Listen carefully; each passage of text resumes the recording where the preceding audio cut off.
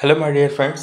I'm Professor Wayan Khan, and this is the next part of unit number two of subject materials and metallurgy, and we are dealing with the unit of phase diagram. That is the second unit of this subject, and in today's video, we are going to see one more type of phase diagram and the various uses of your eutectic alloys and some more transformations in the alloy system like the transformations or the phase diagram that we have studied is also a type of transformation reaction of an alloy system. Like we have studied a eutectic type of transformation, then we have studied the isomorphous type of transformation, then we have studied the partial eutectic type of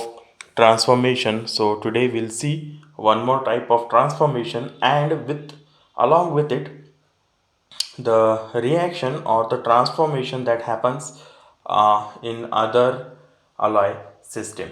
So we will see these reactions in very short time, very briefly, and then in coming videos we'll study them in very detail because they are present in the very important diagram of this subject, that is your iron carbon diagram. So let us begin. So first we'll see the uses of eutectic alloys, how or where these eutectic alloys are used. They are used as a temperature measurement sticks.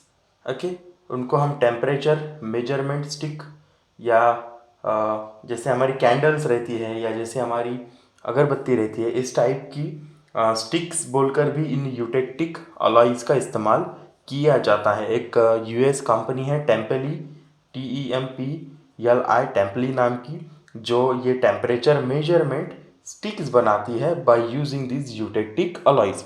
अब ये sticks कैसी बनती है? Because of this eutectic alloys they are very sensitive to the temperature. वो sensitive है temperature को because the melting temperature of this alloys vary from 60 degrees centigrade to 1100 degree centigrade, and in this range there are different eutectic alloys। इस range में बहुत सारे eutectic alloys present है और ये eutectic alloys की स्टिक्स को हम as an as a temperature indicator बोल के इस्तेमाल कर सकते हैं। जैसे मेरे पास में अगर एक अलॉय है जिसका मेल्टिंग पॉइंट 80 डिग्री सेल्सियस है, एग्जैक्टली कितना है? 80 degree Celsius.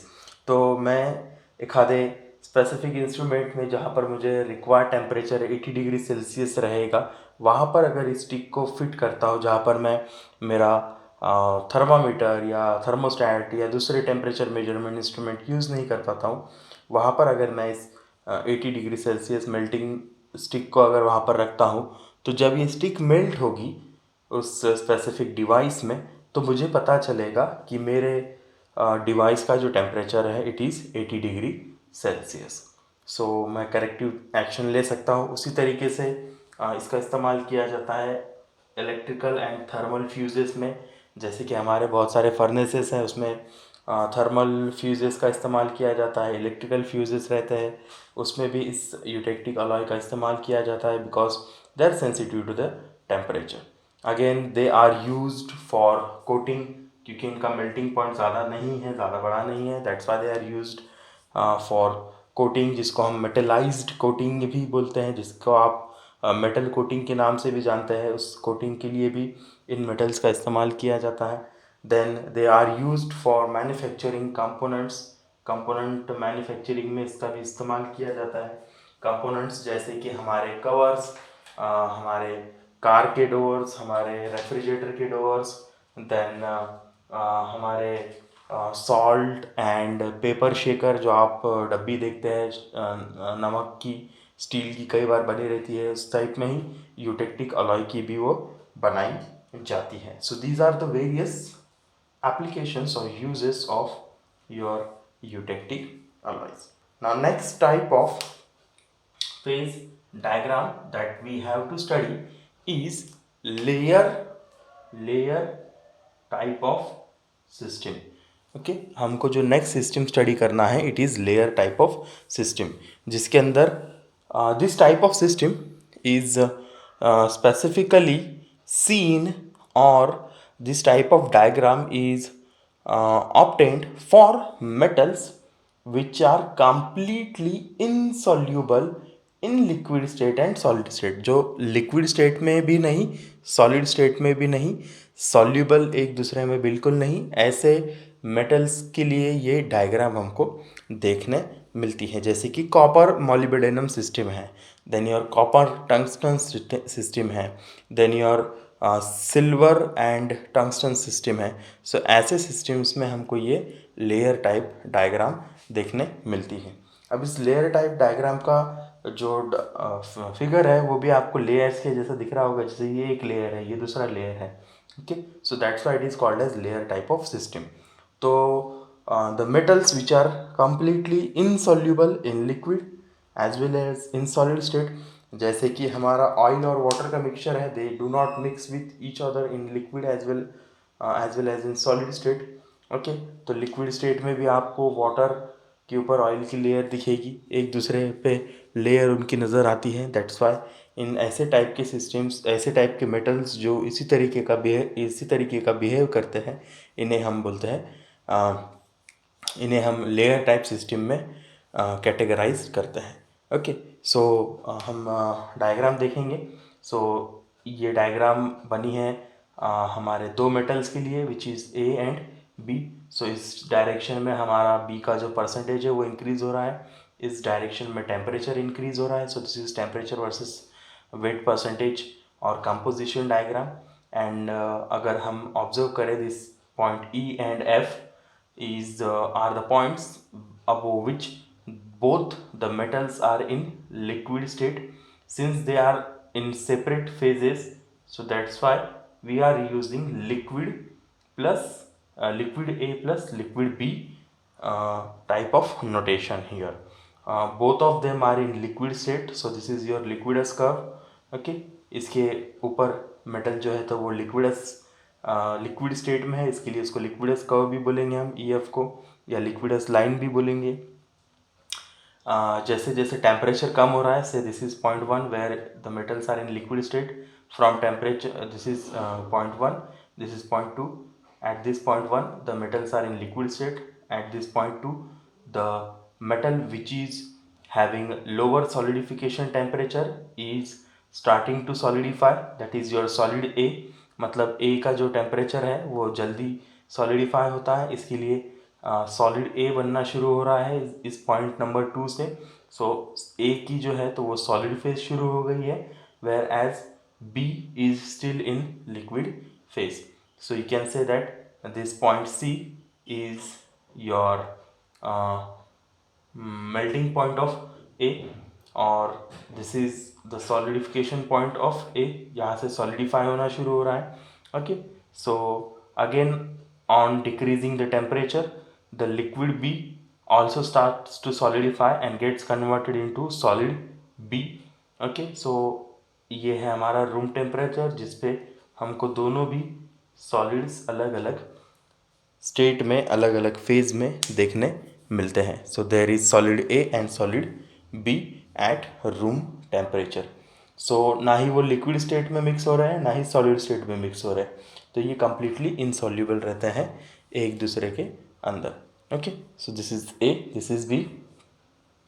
This point C is you can say the point from where your solid A is, sorry, this is the point, this point C or this specific point D is the point from where your metal B is starting to liquidify or it is melting here from point D. Now this E is the point where your metal A is melting. So this is important point for A and this is important point for B. Okay, so let us now come to the other reactions which are seen in the alloy system. Okay, Now, first, the reaction that we have studied is a eutectic type of reaction. In eutectic type, what happens? A liquid gets converted into a solid and another solid. एक liquid से जब आप solidification process करते हैं किसी liquid की, किसी alloy की, ओके, लिक्विड जब मैं बोल रहा हूँ तो remember that it's an alloy, okay, वो मिक्सचर है, दो मेटल्स का लिक्विड मिक्सचर है, ओके। सो इस लिक्विड से दो सॉलिड्स प्रोड्यूस होते हैं, solid one and solid two. So ऐसी रिएक्शन को हम बोलते हैं eutectic reaction, and it happens for specific composition and at a specific temperature. Now such a kind of reaction also appears at different temperature and different composition. अब जैसे ये हमने एक स्पेसिफिक कंपोजिशन लिया था ZE के लिए ये रिएक्शन होता था, तो वैसे ही ये जो रिएक्शंस होंगी ये भी किसी स्पेसिफिक टेम्परेचर पे और स्पेसिफिक कंपोजिशन पे होने वाली है। उसी तरीके से हम देखेंगे यूटेक्टॉइड रिएक्शन। ओके, पहली रिएक्शन हम देखेंगे यूटेक्टॉइड। सो ये रिएक्शन हमको आयन कार्बन डायग्राम में भी देखने मिलती है। Okay, so this type of reaction, in this type of reaction a solid, okay, a solid when cooled further, जिसको हम अगर फिर से और कूल करते हैं, it gets separated into two different solids। एक सॉलिड से हमको दो और सॉलिड देखने मिलते हैं। जैसे कि यहाँ पर एक लिक्विड है, इस लिक्विड से दो सॉलिड बनते हैं सॉलिडिफिकेशन में। उसी तरीके से एक सॉलिड रहेगा जो कंबाइंड स्टेट में रहेगा, ये कंबाइंड स्टेट से सेपरेट हो जाएगा into solid B and a solid C. अब यहाँ पर हम ए बी सी यूज़ कर रहे हैं, ओके, बट इन एक्चुअल जो भी हमारा सॉलिड रहेगा उसका एक स्पेसिफिक नाम रहेगा, वो नाम से उसका नेक्स्ट वाला जो फॉर्म है वो क्या होगा, क्रिएट होगा। Okay, so this kind of system is seen, this kind of reaction is seen in iron carbon diagram, then your copper aluminium system, then your copper tin system. Okay, so this reaction is very important, and then let us come to the next reaction, that is peritectoid. This kind of reaction is seen in nickel, zinc, then copper tin system, then your iron niobium system, then nickel molybdenum system. So in this reaction or in this transformation, a solid combines with another solid to form a third solid। दो solid मिलके तीसरा solid बना रहे हैं। Okay, पहले वाले eutectoid में एक सॉलिड से दो सॉलिड्स बन रहे हैं, इसमें दो सॉलिड कंबाइन होके एक तीसरा सॉलिड बना रहे हैं। Now this reaction will happen at a higher temperature, थोड़े से एलिवेटेड टेम्परेचर पे, जहाँ पर मेटल्स हॉट है, जहाँ पर मेटल्स थोड़े गर्म है, वहाँ पर ये रिएक्शन होगी। सो यू कैन से it happens during the heating process. Okay, और it also happens at a specific temperature and a specific composition. So here two different solids combine with each other and they form a third solid. Okay, now the next reaction is peritectic reaction. ना अब peri का जो मतलब है, periphery, आपने सुना होगा ना पेरीफेरी। सो पेरी मीन्स अराउंड, उसके आजू बाजू में, ओके, किसी चीज़ के आजू बाजू में, दैट्स वाई पेरीफेरी बोलते हैं हम, पेरीफेरल या पेरीफेरी कैलकुलेट करो बोलते हैं ना। तो उसी तरीके से पेरीटेक्टिक का जो मतलब है वो भी है, it means around a solid, एक सॉलिड के आजू बाजू में। सो यहाँ पर एक लिक्विड है which is present around a solid, okay, this is solid A and this liquid is present around this solid, and for a specific temperature and composition they form a solid B, जो combine होके एक नया solid produce करते हैं। So this reaction is also seen in your iron carbon diagram, it is also seen in plutonium silver diagram, copper zinc diagram, aluminum and titanium diagram। So eutectic, फिर से मैं fast revise कर रहा हूँ। पहला eutectic, eutectic में क्या है, हमारा एक लिक्विड है जिससे दो सॉलिड बन रहे हैं। यूटेक्टॉइड, यूटेक्टॉइड में क्या है, एक सॉलिड है जिससे दो सॉलिड बन रहे हैं। पेरिटेक्टॉइड, पेरिटेक्टॉइड क्या है, जिसमें दो सॉलिड है उससे एक सॉलिड बन रहा है। और पेरिटेक्टिक क्या है, जिसमें एक लिक्विड और एक सॉलिड है जिससे एक नया सॉलिड प्रोड्यूस हो रहा है। सो this is about the today's class, and in the next video we'll begin with the ion carbon diagram. So till then, please stay safe, stay at home and keep learning. Thank you.